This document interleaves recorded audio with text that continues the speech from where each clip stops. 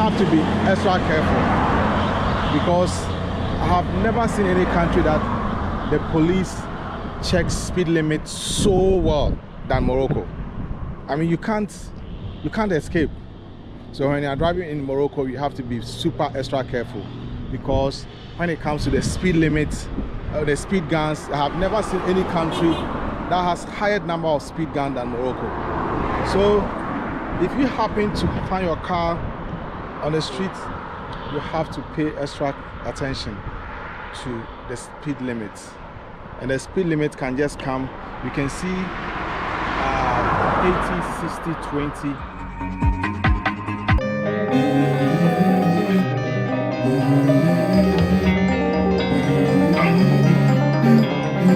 Let's go. I wake up to a little bit of drool on my pillow, feel like it's gonna be a bad day. Yeah, I'm tired of shit, and the coffee ain't hit yet, damn, ain't that great. I don't wanna go to work, cause my boss is a jerk, and I'm not even that paid. I need a change in my life, cause I don't feel alive, and there's nothing that makes me happy. Hold my beer for a minute, I'm about to quit my job, cash in for a ticket. I'm going on a trip, and I don't plan to visit. I'm gonna stay there till I feel like I'm winning all. And this is just the beginning. I need a big change, help me feel like living. I need a big swing, home runs I'm hitting, and I'll never look back, moving on till I get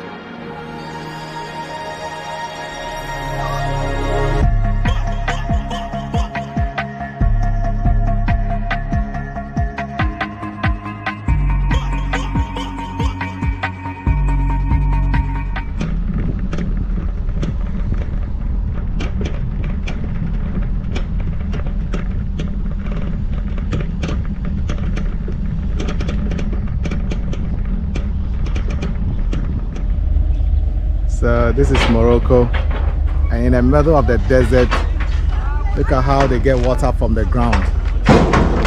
And the road is under construction here. So this man is fetching water with the donkeys. Yes. And that is how they do it here. And this place is the middle of the desert. And it's trying to construct the road. So it's interesting how they get the water down, deep down.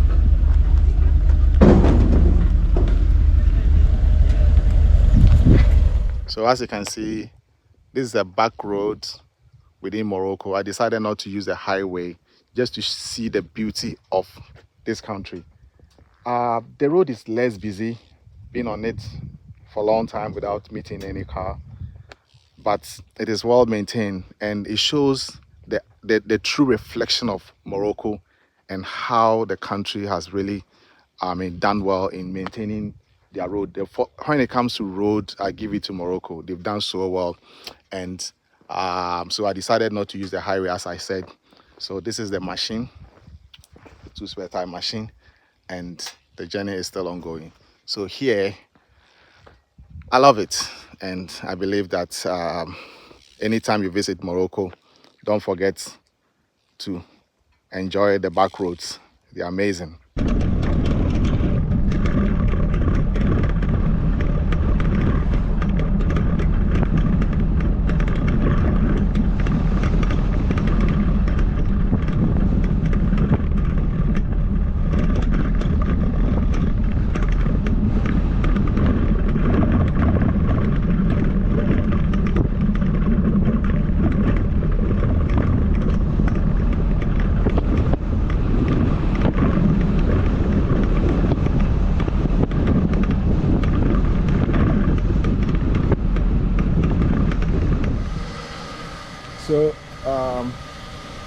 So in Morocco, you can spend euro. I'm buying gas in the middle of the desert. Look at the environment. And I offer to pay it in euro, and they are fine. Even if they see the euro, they are so comfortable to receive the euro than even their local currency. And that's Morocco. So I just got, I asked him to put in 50 euros, but I think because it's a little bit small to get 50 euros. So probably have to give me change. They like the euros. When they see the euro, they are good. Okay. You know, you like this, right? You like this more than dirham. Dirham. You like this and dirham. Which one do you like most? Okay. You like this? Oui. Oui. This dirham. Which one you like more? Euro and dirham. You like you like euro? Oui, oui. You like more euro? Oui. I saw you. They prefer more euro. Yeah, salam alaikum. They prefer more euro than. So that's Morocco. So I'm here.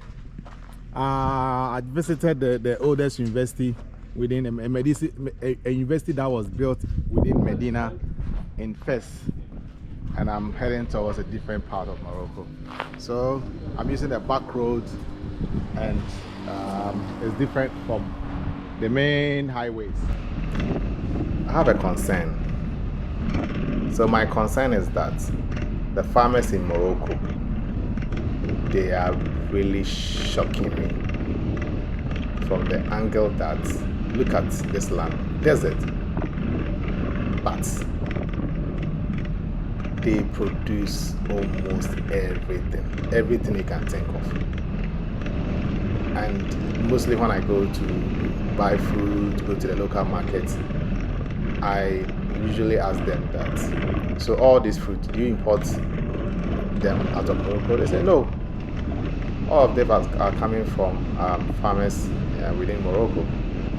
And when it comes to, so all this land that you're seeing left, right, center, all these places, you'll be surprised that these are land that they actually cultivate. And when it comes to like olive oil production. Most of these oil production from different plant, they have them in quantities. And you talk about let's say fruits, even the taste of their oranges. Oh man, I love them. The grapes, they take different. So but thinking about, let's say, Ghana, where I do come from, I noticed that when it comes to farming, the reason why I'm asking what advantages do farmers enjoy in Morocco is that what I have noticed in Ghana, if you have to plant any seed within this tropical rainforest, whereby the temperature is quite different from Morocco. Now, when you put the seed on the ground and you try to irrigate the seed, your plant to grow and stuff like that, you would come across that there will be other unwanted plants that would also want to grow together with your crops, and that's where you have to do a lot of weeding, and they all try to compete to enjoy the sun energy that as in you irrigate your farm. So but I realized that in Morocco they don't have those kind of challenges as compared to where I do come from. So if you have any input, please kindly share your thoughts. I believe that the audience will appreciate your thoughts. And also looking at, let's say, the condition. We all know this organic ingredients, like I mentioned, the nitrogen, the carbon, the oxygen, the hydrogen. These elements, we can find them in all. So I believe that these organic ingredients, they are everywhere on the surface of the planet, because the planet is flying within a Goldilocks zone. And if a planet is flying within a Goldilocks zone, then of course we can maintain water in 3 different states. And so the condition is everywhere the same, but when it comes to the temperature parameters, that is where the issue lies.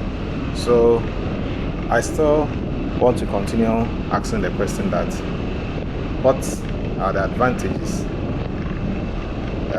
that the farmers on the desert really enjoy, or is there any disadvantages or advantages that farmers in different parts of the planet really enjoy or suffer? And even apart from the fruit and the vegetables and all this farm produce that I've noticed in Morocco, if you talk about the fishing industry, it's a different ball game altogether. Talking about fishing, there's this local restaurant that I normally buy like fish from. They'll either, if you want them to grill it, if you want them to grill or to fry, to do anything you want, they'll do it for you. But I noticed that the kind of fish that they sell is way, like, there's some fish that I've never tasted them in my life before. So I was kind of, where do they get all this fish from? And sometimes when I asked them, they said yes, it's coming from fishing in Morocco. Really? So I think that it is so interesting going around the planet and learning all this. I never knew that living on a desert will have so much advantage on things like that. So kindly share your comments, and I believe that the audience would appreciate your thoughts. And just be mindful of the comments. It's the largest dump in Morocco, right there, made up of rocks and stone. and it's a dam made on a river, and it serves the community. So Morocco, so you don't get water running through them until they get to their rainy season before you get the water running through them. So that's the largest hydro dam in Morocco so far, and the 2 spare tire machine is right here.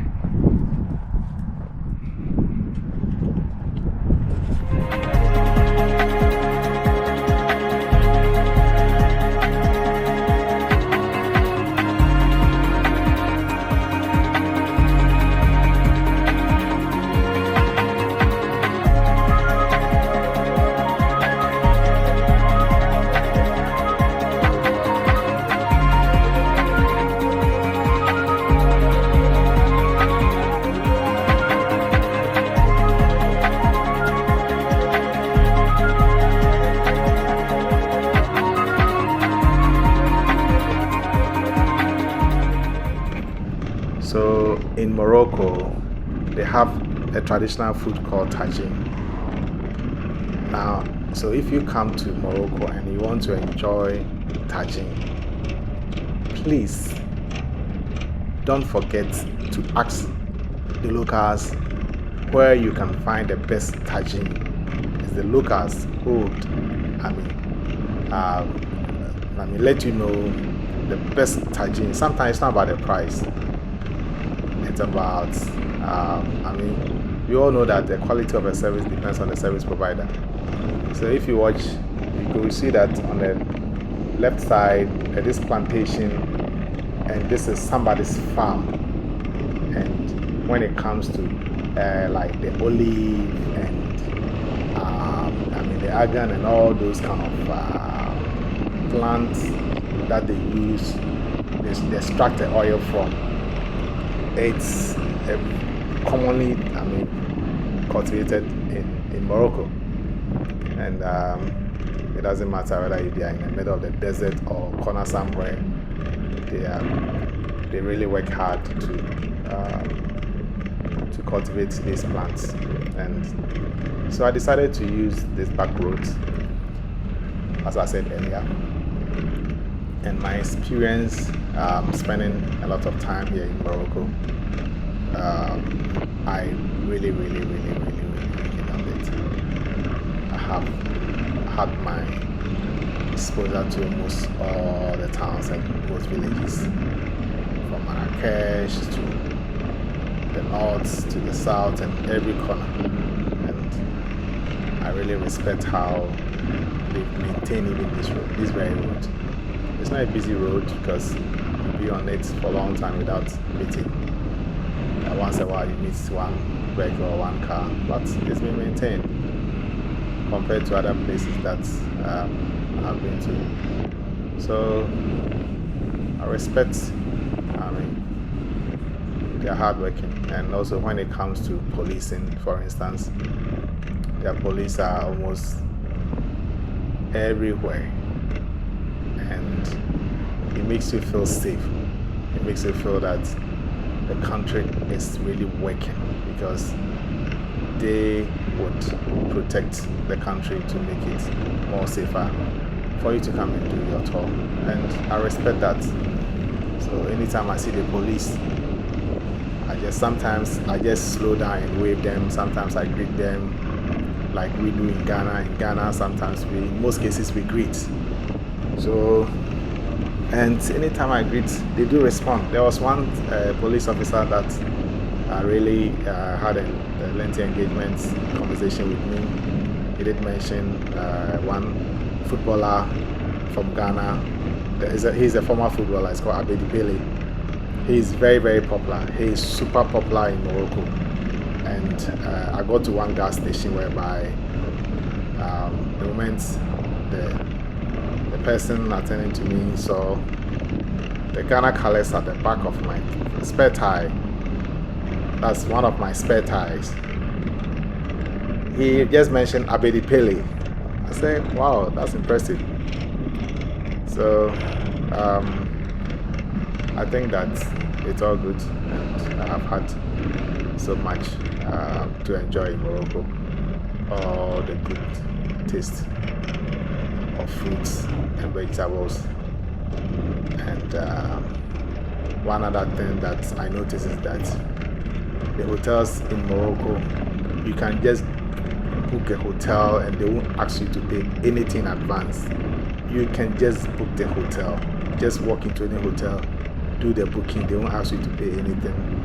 And then when you are checking in into the hotels too, they don't ask for security deposits. Oh, if I compare this to other places that I've had experience, some places they ask security deposit twice the value of how much you pay for a night. So if I compare all those experience to what I am seeing in Morocco or I'm enjoying in Morocco,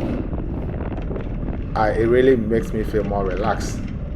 So I've been here for some time, almost getting to 1 month, going around the country, and I just decided to spend that time in Morocco, this time in Morocco, to really enjoy this part of the planet.